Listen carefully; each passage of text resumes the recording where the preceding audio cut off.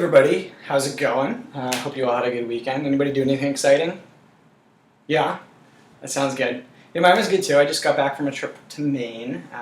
Was hanging out with a few friends, so it was a really nice weekend for me too. Alright, so let's get started. What does it mean? What does it mean to need something? Yeah. Alright, what are some things that all people need? Okay. Yep. Yep. Eating. Good. You need to breathe. Okay. That's important. Yeah. All right. So choice theory, which is what we've been talking about for the past few weeks, it teaches us that all behavior is aimed at satisfying one of our 5 basic needs. So there's 5 needs total. First is the need for survival. The second is the need for love and belonging. There's also the need for power, the need for freedom, and finally there's the need for fun. Which I'm sure we all feel is really important. We've evolved as human beings over time to thrive when these needs are met. When we can satisfy these needs, so we have sort of all 5 of these things taken care of and mastered, we're happy, we feel good. When we don't feel happy, and this is sort of what choice theory teaches us, and that we all use sort of behaviors, and we choose the things that we do, which is what we've talked about in the past few weeks. We choose the things that we do when we do things, and think things and feel things in order to satisfy these needs. So when we can do that, we can be more effective as people. And we can take control of our lives a little bit better. So why do you think this might be an important thing for us to understand? All right, yeah, I definitely agree with that. I think that it's definitely important that we kind of know why we're doing the things that we do. And I think that sort of can help us, sort of not just in school, but in life as a whole, right? To figure out why we're doing any action that we're kind of taking care of. How often do you guys feel like you think about why you're doing the things that you do? Sometimes, yeah. Yeah, I mean, me too. I mean, it's not like all the time I'm always thinking, okay, I just did this and that's why I did it. But sometimes when I, get in trouble or I have an argument or something like that, it's really good for me at least, and maybe this is going to be the case for you too. It's good for me at least to be able to sort of sit down and think, oh, why did I do that? And did that really make sense? And how could I do things differently maybe next time? So like I mentioned before, there's the 5 basic needs. There's survival, need for fun and belonging, the need for power, the need for freedom, and the need for fun. So let's take a few minutes and go through each one together. So first of all, what do you think we mean by survival? Right, so food, water, shelter, absolutely, things that we kind of talk about since like kindergarten. Okay, yeah, so breathing, that's a good one. We need to do that. We need to be able to survive. Our heart's beating, all these kind of things that sort of happen even without us really trying to do them, right?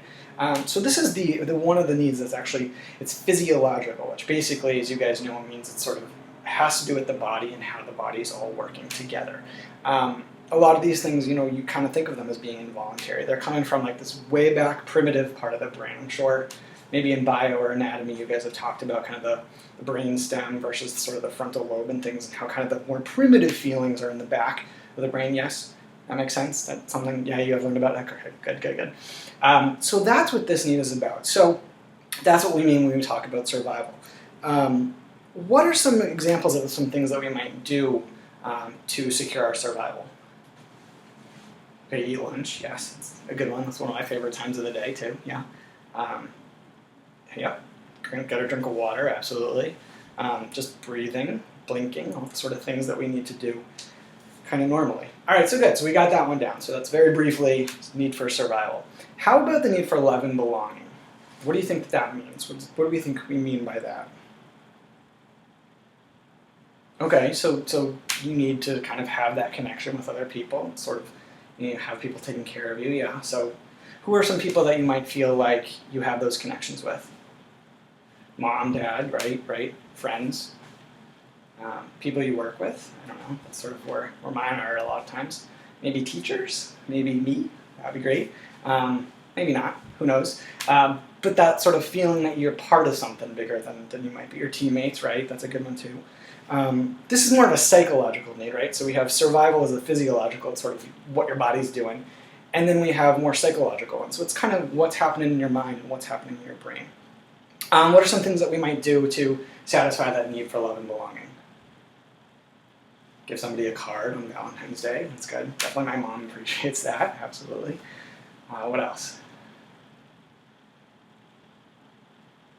All right, just be nice to your friends, okay. So saying nice things, giving compliments maybe, absolutely. So we do a lot of things to sort of create those relationships and make people kind of like us. Joining a team also, that's a great one too, absolutely. All right, so there's 2 now. We got survival and we got love. How about power? What about power? What do you guys think of that? What do you think of when you think of power? All right, like a big business, sure. Okay, like a king, yeah, absolutely, okay. So one of the things about power that's kind of interesting and is a little bit different is it's sort of the uniquely human of these things. You kind of think, okay, yeah, animals have power over each other, but that's a lot of times more about survival, right? Like a lion is attacking another lion, right? It's not so much about I just want to be more important than you. It's instead kind of that I need to survive, and if I don't kill you, you're gonna kill me, right? So this is a very unique human need and unique human emotion that people might have. It's also something that can kind of get people into trouble sometimes, right? I think one of the things we talked about a couple weeks ago is that all sort of happiness and choice are based on these relationships that we have with others, kind of going back to that love and belonging need also, right?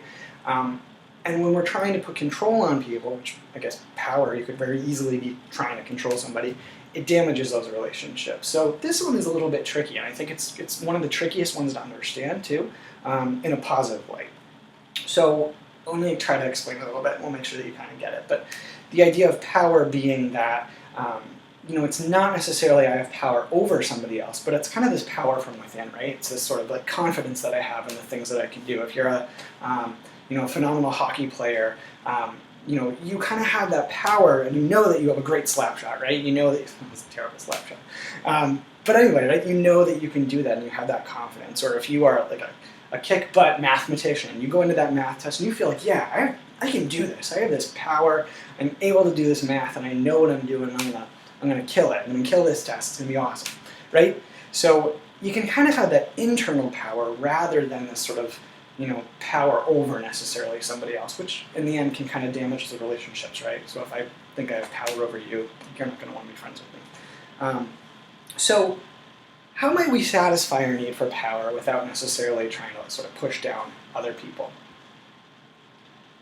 All right, work really hard at something, sure. So you might practice that slap shot, or try that math problem over and over again until you might get it, sure. Yeah, so I think those are some really good examples.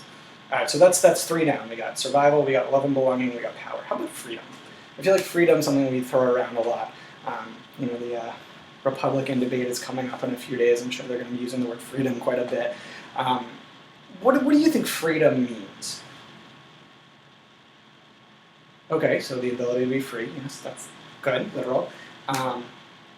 The ability to be who you are, sure. So that's individuality. How about creativity? How do you think that fits into things? Okay, so you can be creative and do the things that you want to do, okay. How do you think individuality and creativity kind of mesh together? Right. So creativity is sort of your way of showing who you are on the inside, how you are an individual. My creativity is not going to be the same as yours. It's not going to be the same as yours. It won't be the same as yours either, right? Because our individual people, we're all very different, and we all come from different places. So I think that's a really important piece of sort of that freedom. It's the freedom to kind of be who you are. It's not necessarily always the freedom to do things, One piece of choice theory that's really important is the idea that you can't take freedom away. In a literal sense, we think, like slavery, you're taking that freedom away, or you can be taken away your freedom to do this or your freedom of this. In some countries, there isn't the freedom of speech, right? But can they ever really take away your freedom to be who you are? Maybe not act on who you are sometimes, or maybe there'll be consequences, but you can't take away that freedom to be, which I think is an important piece that you got to really think about through choice theory. So what ways do you feel like you have freedom right now? All right, so you can do the activities that you might want to do. What else? Again, yep, you can be who you are. You can decide to do the things that you want to do and kind of think the things that you want to think, sure. How do you feel like you may not have freedom? right? I told you this morning that you have to take this class next year. Sure. You have to do your homework, okay. All right, so, one of the things, and I know we talked about homework kind of as a big thing a few weeks ago too, and the idea, right, that, you could still choose not to do homework, but, I totally get where you're coming from, the idea that you feel like these are some constraints that are sort of put on your life. So one of the things that we talk about is that a lot of times behaviors are geared towards seeking these needs, right? So, you could say, I really want to have more freedom and more control, so I'm going to choose to, not do my homework.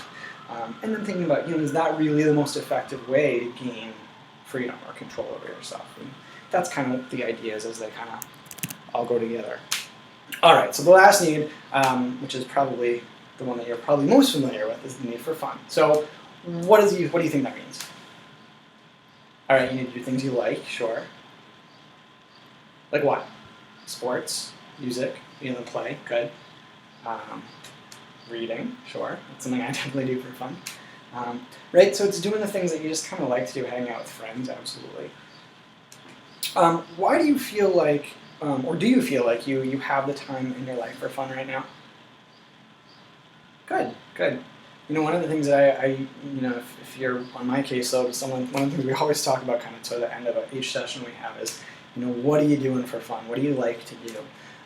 Because personally, I think that's a really important piece of life, and I think that Choice 3 would agree that that's sort of one of the 5 main things that we're seeking as human beings, making sure that we're having fun in the things that we're doing. Obviously, every single thing that you do is not going to be the most fun thing in the world, but you want to make sure that you have time for those sorts of things.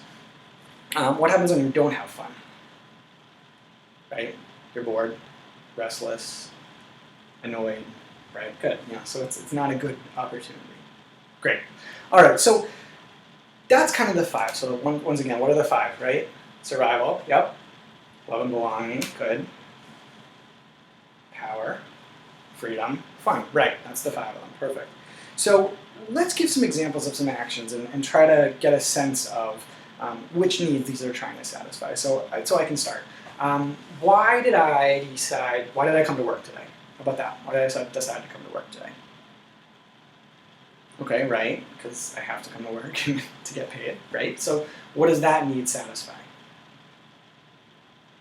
Okay, right, yeah, so I'm getting paid, so I'm able to go home, spend money on food, which is for survival, which I can spend money on my rent, which is also for survival. So it's a survival piece too. Are there other needs that you feel like it might be satisfying? Okay, power, why? Because I'm a teacher? Maybe. That's a little bit of that external piece as well. But what about things like, in terms of power, I feel like I'm pretty good at my job, right? We try to be friendly to each other, right?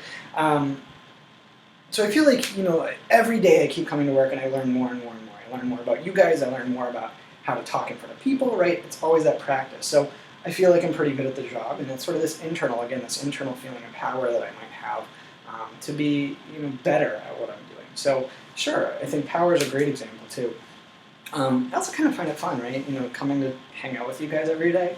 I don't know, my mom always told me, which I'm sure is a quote from somebody that's not my mom, but if you find a job that you like, you never work a day in your life. And I feel like I found that with you guys. I do have fun when I come here. So that's a piece too, and that also leads to that love and belonging, right? So I get to be here hanging out with you, hanging out with my friends who are teachers and things like that. So I think as a whole, coming to work today, while you can think of it, okay, it's something that you have to do, quote unquote, but it still does satisfy a bunch of these needs. And if you look at it that way, I'm kind of happy to do it. It does make my life more fulfilling to come in and work with you guys every day. So let's try another. Why might a student decide to join the track team? Sure, okay, it's exercise, but what need will help exercise? Okay, survival, you're keeping yourself healthy. Could be fun, right? It's kind of freeing to go run by yourself too. And then again, that power, right? The idea that sort of internally you may be wanting to work on that, being really good at running and feeling confident in your running ability too. Perfect. All right, what about you guys? Any ideas, actions that you've done that you can think about? All right, taking the math test. How about taking a math test? What about that? What needs? Or is that fulfilling? Okay, that power, so you can be better at math, maybe. Maybe for somebody it's fun. You know that might have been a sarcastic response. Sure, for some people it might be fun to take a math test.